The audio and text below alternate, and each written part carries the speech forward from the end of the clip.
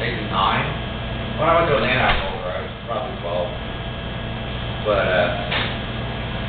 didn't get to spend too much time around the cars or around those guys because they didn't let me. Brenn would tuck in the pits in the trunk of the car, of course. Then you had to hide. But I mean, a lot like Jake was a good friend because he was over the house all the time. He was over the lunch in the backyard. Sit on his stump, smoke 3 packs of cigarettes, and walk back up. Not really, it's not that many big stories. Is there anybody you kind of patterned yourself after when you or wanted to be like when you first started? No, not really. No. Because I didn't know any stock car drivers. Okay. I'd only been to Farmington once before I went there. I have a question back there. Kenny, I know you did a lot of the setup on the cars. Along with that, any other maybe members of the team that we maybe hadn't heard about? I don't know, like for example, what you guys did for engines. Was there anybody who was maybe behind the scenes a little bit there? We ran, in the beginning we ran J&J Balancing, John Bolander Motors. And then after that we went to Troopy Kling Motors. And Tommy Kling was kind of like my personal motor man. He did all my motor stuff personally.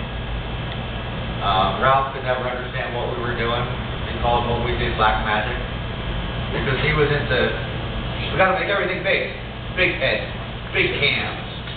I didn't want top end horsepower. I wanted low end torque. So we were shrinking everything. You guys are nuts, you'd say. We were winning races, I don't know. And there was a lot of guys. Billy Humphrey worked on the cars. Donnie Girolamo, probably one of my very best chassis guys. And he came with me when I came back from Trent Mack, because he was working for Trent Mack when I went to run for them. And we became really good friends there. When I left, he left, and he came with me. And we were pretty much on the same page. I could go out on the track during warm-ups and come in and just look at him and walk away from the car, and he'd know exactly what I wanted. Then, of course, when I first started, it was all my high school friends. We didn't have a clue what we were doing.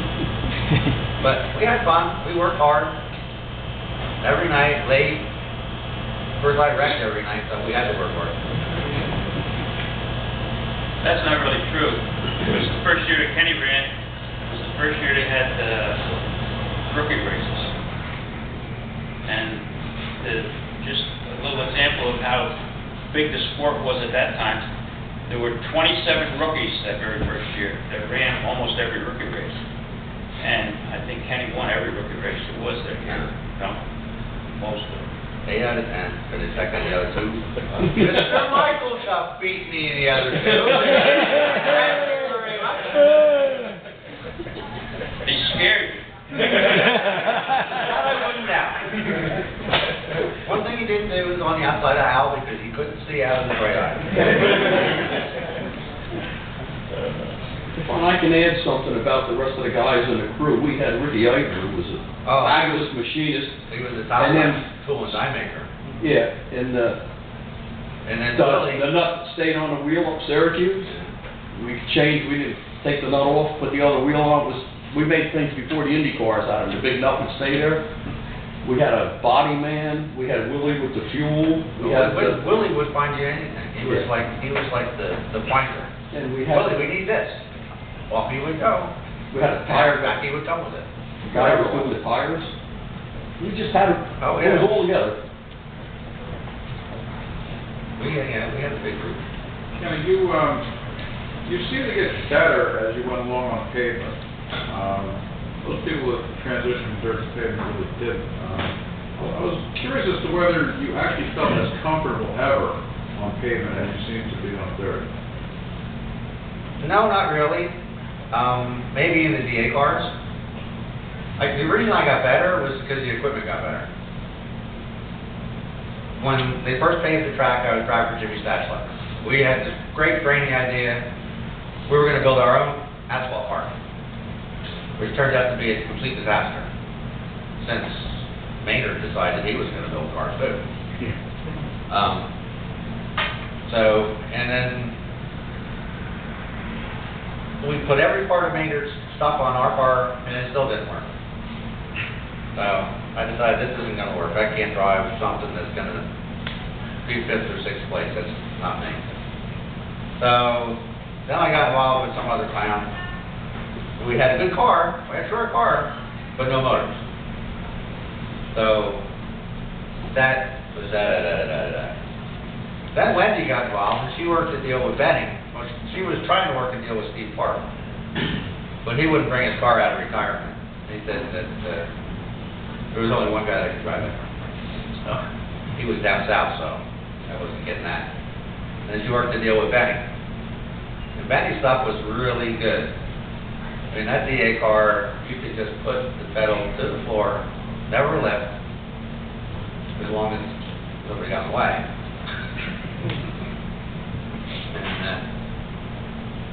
And that's the reason I got, it looked like I got better as we went along. We got better equipment. The low cars, they were a little squirrely. I wasn't quite as brave as the young guys like Nitwit, them other guys. Steve Witt. You know, I wasn't going to smoke the tires off the corner. I was every lap. But I was a little bit smarter than him every once in a while. Him and Greg would get to pounding on one another. I'd just sit there and watch. And they would finally take themselves out, and I would win. Steve, you can't be as comfortable on the pavement, like a place like Flemington, that's paved from dirt, if you run dirt, because you're running 3 seconds a lap faster, so there's just no way. It was cool. Can you get, settle in and say, oh, this is easy? It's not so easy. Not so much. Anthony? A lot of people have a perception that driving for a famous car owner is very easy. You get up in the morning, you play with the race cars, it's just so much fun. You go to lunch, you come back, it's all done. Explain, what do you two guys, how easy is it raising for a famous car owner? Is there a little more work involved than other people think there might be? I did get up in the morning and have breakfast. Then I went to work. And then we stopped for lunch for a half an hour, and I went back to work. Work meeting. And then at 5:30, I would come home from work and go back to work on the race car. And somewhere probably around 10:30, 11 o'clock, I would go to bed. And then get up the next morning and go to work I had to be there by 7 o'clock. Not 2 minutes after 7 o'clock, better 5 minutes up. And complete the routine. When we were running Windsor on Friday night, we would work till 5:30. Then tow to Windsor. Then come home, wash the cars, fix whatever we broke, go run Flemington. Then come home, wash the cars, fix whatever we broke, and then go run Windsor again. That's not all true, because lots of times I wash the car. Including you in the week. Every once in a while we do get a break though. If we come home from Syracuse, sometimes they let me sleep in until 8. Really, I went for that. Anthony drove for a very famous car owner, his father. So Anthony Ferriola. he knows the routine. Of course, he had it easier than we did. It's not the routine that a lot of people think it is, though. Right, he had bigger motors than we did. All right, that's enough about it. Jimmy and Kenny, what was your most memorable one? Any track? Maybe the night we both won the 20 lap features at Flemington. I won the That was first one, pretty big. Kenny won the second one, or yeah, the way around like that. Yeah, that's the way it went. That was pretty fun. I have one question, Kenny. Trent that car, it painted silver that year. What was the reason behind that? Is that for an anniversary or something, or? No, Mike liked the Oakland Raiders. That's what. Yeah. And of course, I had taken the car and dumped it all the way down the front straightaway at 3200, so they had to put a new body on it. Mark? Ken Senior, when you were in the Indy Champ division and you hired a driver, was it a handshake? Was it a contract? And could you share the breakdown of purse that you would share with the driver? It was a handshake, but I can go through probably the most famous situation with a driver, famous driver. We were in the road building business, and a lot of our work was bid in municipalities, and that was always done at a township committee meeting, which was at night. I went to Morristown to bid a job one night, came home, and we have loose leaf books that every phone call comes in is written down. Sometimes there's a lot of them. That night, Jack Caper, who a lot of people here know, was at our house with his girlfriend, and they used to come a couple times a week and bring ice cream. They're sitting in the living room with Dottie having ice cream, and when I came in, it was about 9 o'clock, and Dottie says, Roger Ward called. Now, he just won the 500. I had never spoke to Roger Ward in my life. Never, any place at all. Seen him drive a lot, but never spoke to him. So I didn't believe her. I didn't go out and look at the phone pad for 20 minutes at least. She kept telling me, this is true, this is really true. And if you win the Indianapolis 500, and you live in Indianapolis or this vicinity, they'll change your phone number to, which relates to Indy 500. So he wanted me to call him. So I called him, and he said, I understand from Chris Economaki that I want to run Lime Rock, and I should drive for you. Chuck Arnold was driving for us. So I said, well, Chuck's driving for me, but he's unsure that he wants to go to Lime Rock. It was a Formula Libre race, run anything he wants. So, because he was going to drive Frank Curtis's Indy car at Lime Rock, and he thought he might do better with that. So I said, I got to give him a shot at it anyway. So he said, well, call me as soon as you can, let me know. So I called Chuck up, and Chuck said, why don't we wait a week to decide now? So you got to decide right now. So I called Ward back and said, Chuck's going to go the Indy route. So he said, all right. He said, I'm all the time on pins and needles that I can't afford this guy. I can't afford to have him drive my race car financially. And he said, now about finances. I said, oh, here we go. Let's end this conversation quick. He said, you know, because I won Indy, the Indy driver gets $1,000 appearance money. And because I won the USAC championship last year, I get $1,000 appearance money. He says, how about if we split that 50-50 and I run for 40%? And that was kind of common. I said, that's fine. And he said, and the promoter will give us a bed and breakfast house, which is was real close to the racetrack. And it would just be for him and his wife and their little dog and our crew. And that's the way it played out. Now, as you know, that probably, as Sam Posey has said many times on the air, that's probably the most important automobile race in the United States ever held. Because of what it did to sports car racing. Sports car racing was for nothing, and then it all became professional. So they had a helicopter there waiting for him to take him to the LaGuardia, which was a Saturday afternoon race, because he was going to run IndyCar next week, the next day, someplace in Milwaukee. He leaned over, he said, Kenny, you keep the money. Only a handshake. Not even a handshake, it was telephone. And that's the way it was. There was guys who called us times that would run for 10%, 20% to get a ride. That never happened. We never got involved in that kind of thing. We paid our drivers at that time.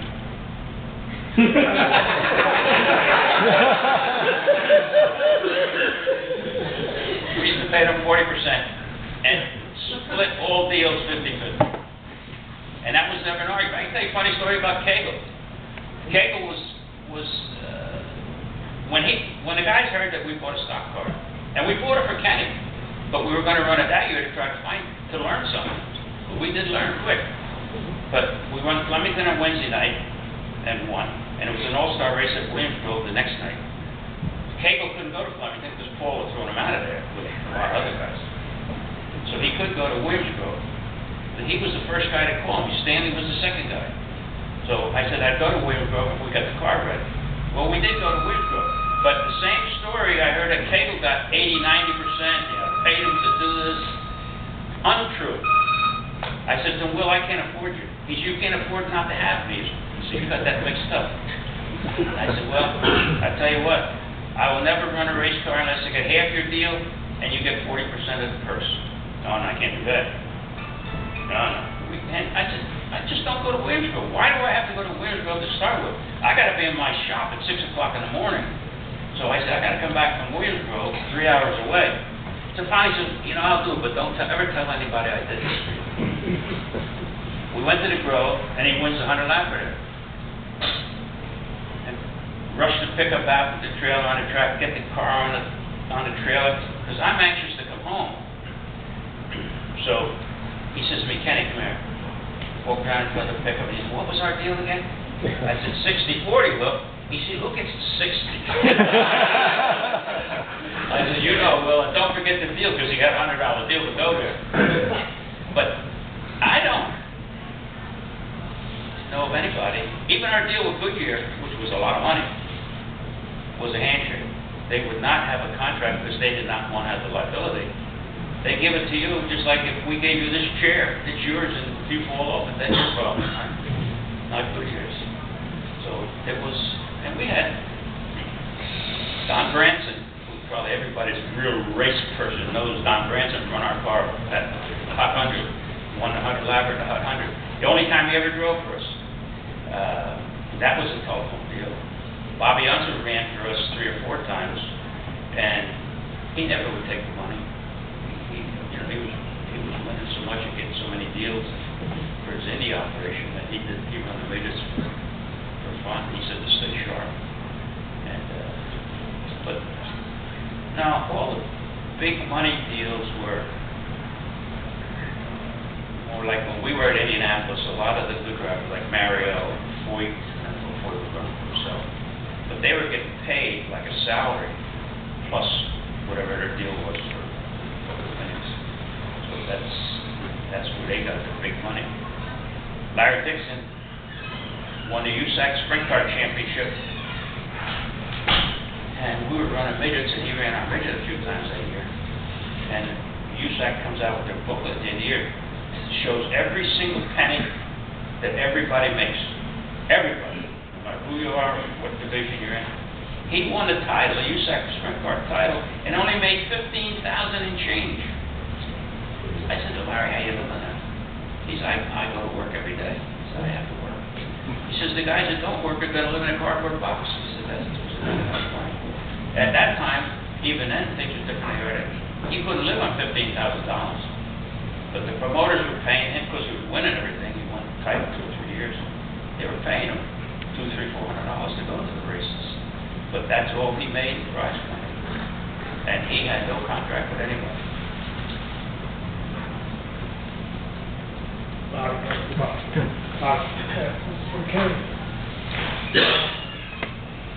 I think it was 1970. I was sitting in the stand at East Windsor watching you race, and I think you cleaned house up there in the sports. 170, because I wasn't racing that. 71? No, 2 or 3. Had to be 73, because 72 I stopped. 73? Is that what it was? Yeah. Yeah. And I said, man, that's good. So when I got my car from Dean Applegate, I said, I'm going to follow this guy. You finished. We were happy about that. You finished third in the heat, and I finished 4th. Whatever you did, I did. Sometimes I could have been a mistake. That's how I always just put it on the trailer, you know. What happened in the feature? Huh? What happened in that feature? Oh, Great. I finished third, fourth I finished. Whatever you did, he was third.